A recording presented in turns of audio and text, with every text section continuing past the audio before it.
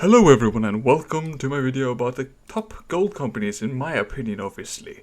And we will be getting right into it, so we don't waste your time. Orezone Gold is a Canadian company in the West African country called Burkina Faso. This company has 4.5 million gold ounces in the indicated measured category at 0.78 grams of gold per ton, which isn't that great, but you know, it's a profitable company and it's growing and growing. This is a profitable company, as mentioned. It in 2024 made $283 million in revenue at $55 million in net income.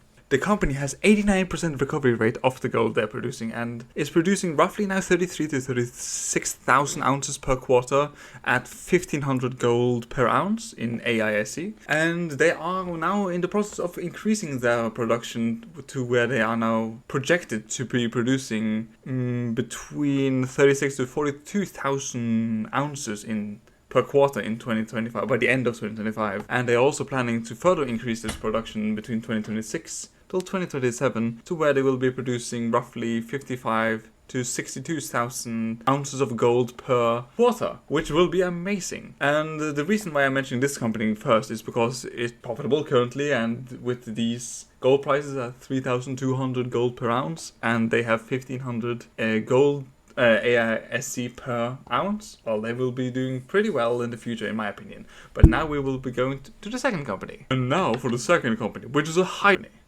And now let's go to the third and the final company, which will be West Red Lake, which is another highly speculative company and who's also starting production this year. If I remember correctly, July, August this year, which is phenomenal. This company has 1.6 million gold ounces at 7.4 grams per ton, which is amazing. And the fact that the CEO is Shane Williams, who's worked at Skana Resources before and Eldorado Gold, and under his leadership the Lamarque Gold Project was brought from PEA, which is Preliminary Economic Assessment, to commercial production in 18 months, which is very, very good.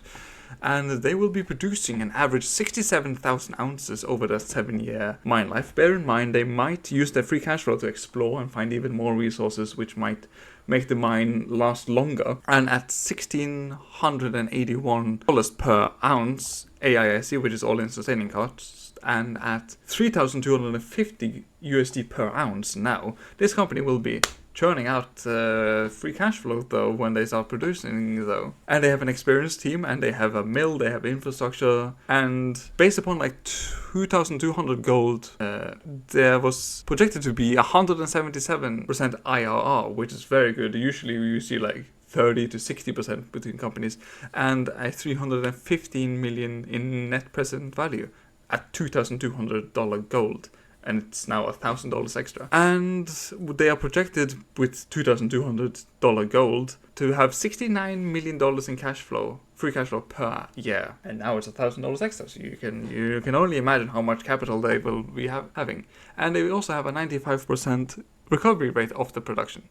So these are my companies that I look at as highly interesting at the current moment. Bear in mind, if you don't like risk, then you should avoid the two of them at least. Orezone Gold is probably the safest out of all of these companies, but they have grown tremendously this year in share price, which is why, I prefer these two other ones, because they are more risky, but the higher the risk, the higher the reward. So I hope this has been interesting. I hope you have a wonderful day. Peace. Goodbye.